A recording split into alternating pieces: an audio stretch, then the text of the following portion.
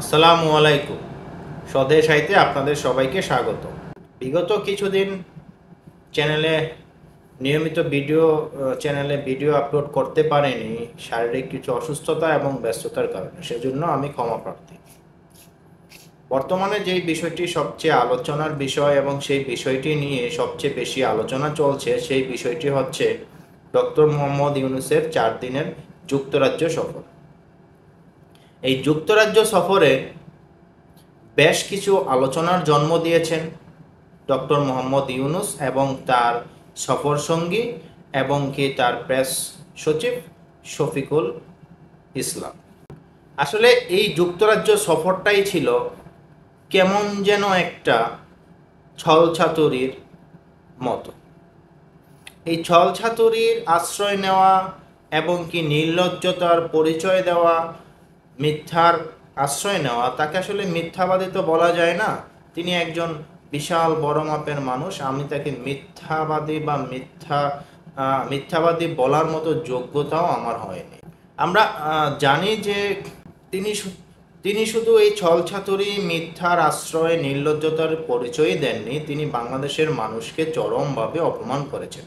সেই বিষয়গুলো নিয়ে আজকে আলোচনা করব। সবার প্রথম আমরা শুনেছি যে ডক্টর মোহাম্মদ ইউনূস যুক্তরাজ্য যাচ্ছেন যে বর্তমান যে তৃতীয় রাজা চার্লস আছেন তার হাত থেকে হারমোনিক অ্যাওয়ার্ড নেওয়ার জন্য। এই হারমোনি অ্যাওয়ার্ড নেওয়ার জন্য তিনি যুক্তরাজ্য যাচ্ছেন।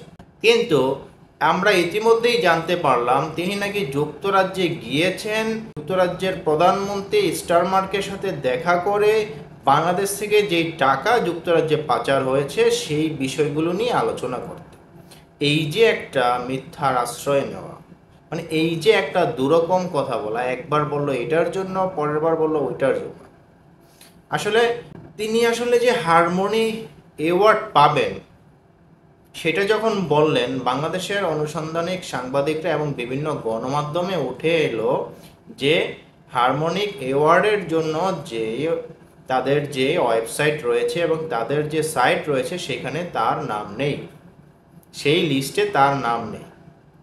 তাহলে তিনি হারমোনি অ্যাওয়ার্ডটা কিভাবে পাবেন?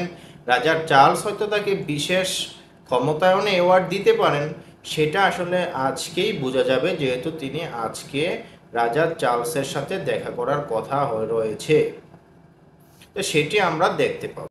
স্টারমার্ক তার সাথে দেখা করার বিষয়টি নাকচ করে দিলেন। তাকে সাথে দেখা করার বিষয়ে কোনো ধরনের আন্তরিকতাই দেখাননি স্টারমার্ক।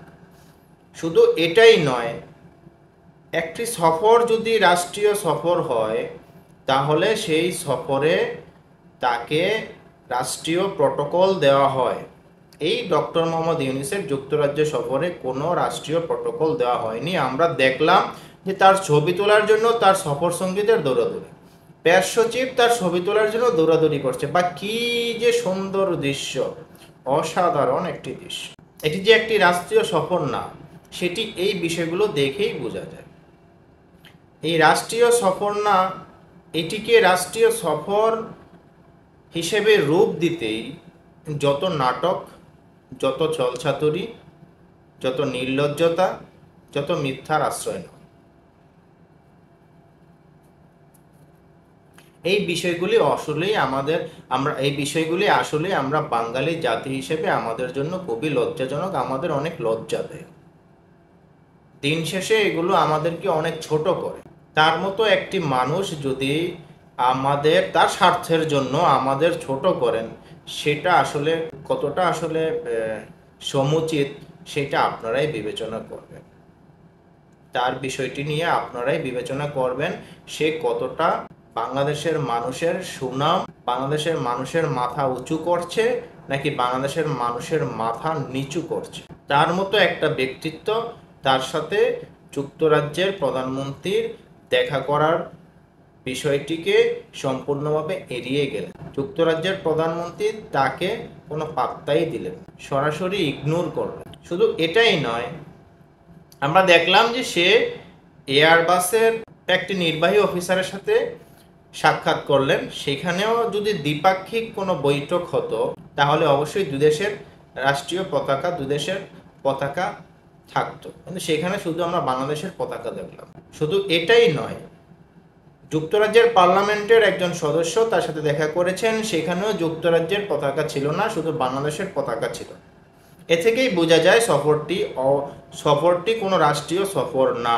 এটিকে রাষ্ট্রীয় সফর দেখাতে তিনি ছলছাতুরির আশ্রয় নিয়েছেন। এই যে এতগুলো টাকা, দেশের টাকা নষ্ট করে তিনি তার ব্যক্তিগত সফর জায়গায় জায়গায় করছেন, এগুলোর আসলে কি দিচ্ছে বাংলাদেশকে, বাংলাদেশের জন্য কি বয়ে আনছে? বাংলাদেশে কি কোনো লাভ হয়েছে, না বাংলাদেশের মানুষের কোনো লাভ হয়েছে? দেখলাম যে প্রেস সচিব খুব ফলাও করে বলছেন যে ডক্টর মোহাম্মদ ইউনূস যুক্তরাজ্যে সফরে তারা খুবই উজ্জীবিত, খুবই আনন্দিত, কিন্তু সেখানে গনে গনে 20 জন মানুষও দেখতে পেলাম না। ওই এনসিপি, যুক্তরাজ্যের এনসিপি আবার শাখা হয়েছে, সেই এনসিপি শাখার কয়েকজন লোকজন আমরা দেখলাম, এবার সুন্দর করে ব্যানারে লেখা এনসিপির পক্ষ থেকে এই তারকে ডক্টর মোহাম্মদ ইউনূসকে অভিনন্দন, স্বাগত। এই হচ্ছে অবস্থা। শুধু এটাই নয়, তিনি যে ওইখানে মিথ্যা মানুষকে মিথ্যা ধোঁকাবাজি ছলছাতুরি করে মানুষকে ছোট করে ক্ষান্ত হয়েছেন, এইটা না। আমরা জানি যে যুক্তরাজ্যের বিখ্যাত একটি প্রতিষ্ঠান চ্যাথম হাউস, সেই চ্যাথম হাউসে তিনি সাংবাদিকের এক প্রশ্নে তিনি বাংলাদেশের মানুষকে রীতিমতো ছোট করেছেন, অপমান করেছেন। ওই সাংবাদিক যখন ডক্টর মোহাম্মদ ইউনূসকে এই প্রশ্ন করলেন যে আপনি এই সংস্কার এবং এই ভোটাধিকারের বিষয়গুলো মানুষের, জনগণের কাছেই কেন ছেড়ে দিচ্ছেন না, প্রশ্নটি অনেকটা এইরকমই ছিল। তখন ডক্টর মোহাম্মদ ইউনূস উত্তর দিলেন, আমি এটি পারতাম যদি আমাদের জনগণ, দ্বিকক্ষ বিশিষ্ট আইনসভা এবং সংখ্যানুপাতিক ভোটাধিকার কি, আপনি এই জটিল বিষয়গুলো যতই তাদের বলেন না কেন, তারা বলবে আপনি কত টাকা দিবেন, আমি আপনাকে ভোট দেব। মানে বিষয়টি সরলীকরণ করলে বোঝায় যে আপনি টাকা দিবেন, আমি ভোট দিব। তো এই যে তিনি বাংলাদেশের সকল ভোটারদেরকে, সকল মানুষকে তিনি কতটা নিচে নামালেন, মানুষকে কি বললেন, মানুষ টাকার বিনিময়ে ভোট দেয়, টাকা খেয়ে ভোট দেয়, টাকা ছাড়া ভোট দেয় না। মানে বাংলাদেশের মানুষ লোভী, বাংলাদেশের মানুষ অত্যন্ত লোভী, এবং কি টাকা ছাড়া তারা কিচ্ছু বোঝে না। শুধু এখানেই ক্ষান্ত হননি, তিনি বলেছেন বাংলাদেশের প্রতিটি জায়গায় প্রতিটি মানুষ দুর্নীতিপরায়ণ। মানে তিনি একাই এই বিশ্বে তিনি একাই সৎ মানুষ, তিনি একাই একেবারে মনে করেন যে দুধে দোয়া তুলসী পাতা, তার মধ্যে তার কোনো সমস্যা নেই, তিনি একেবারে মনে করেন যে নিষ্পাপ শিশুর মতো। এই যে তিনি বাংলাদেশের মানুষকে ছোট করলেন, এই অধিকার তাকে কে দিয়েছে ভাই? সেই বিচারটি আপনারাই করবেন। তার ব্যক্তিগত স্বার্থ চরিতার্থ করার জন্য বাংলাদেশের মানুষকে এইভাবে ছোট করবে, এইটা কোনোভাবেই কি কাম্য? আপনারা কি মনে করেন সেটা জানাবেন। দেখেন, ডক্টর মোহাম্মদ ইউনূস স্টারমার্কের সাথে সাক্ষাৎ না পেয়ে তার প্রেস সচিব বললেন যে স্টারমার্ক কানাডা সফরে আছেন, অথচ তিনি দেশেই আছেন। এই যে মিথ্যাচার, এই মিথ্যাচারগুলো কেন? এই মিথ্যাচার তাদের নির্লজ্জতা, তাদের লোভকে প্রকাশ করে। তারা এয়ারবাসের একজন নির্বাহী অফিসারের সাথে দেখা করে খুব উজ্জীবিত, খুব আনন্দিত, যেইখানে এই সমস্ত বিষয়ে, ছোটোখাটো বিষয়ে সাবেক প্রধানমন্ত্রী দেখাই করতেন না, তাদের অফিসিয়ালসরা তাদের সাথে দেখা করতেন। সেইখানে একজন নির্বাহী কর্মকর্তার সাথে এয়ারবাসের দেখা করে তিনি একেবারে উজ্জীবিত। হয়তো আপনারা জানেন যে গত 2023 সালের জুন মাসে সালমান এফ রহমান যুক্তরাজ্যের বাণিজ্যিক মন্ত্রণালয়ের সাথে এই বিষয়ে একটি চুক্তি করেন এয়ারবাসের সাথে।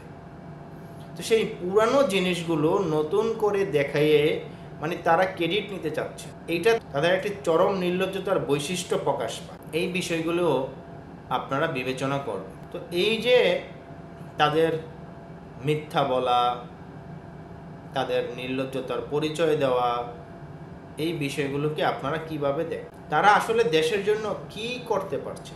এই তাদের এই সফরে তারা যে এত ঘন প্রতি মাসেই এক একটা সফর করছেন, সেই সফর বাংলাদেশের জন্য কি বয়ে আনছে, বাংলাদেশের মানুষকে কি উপহার দিচ্ছে?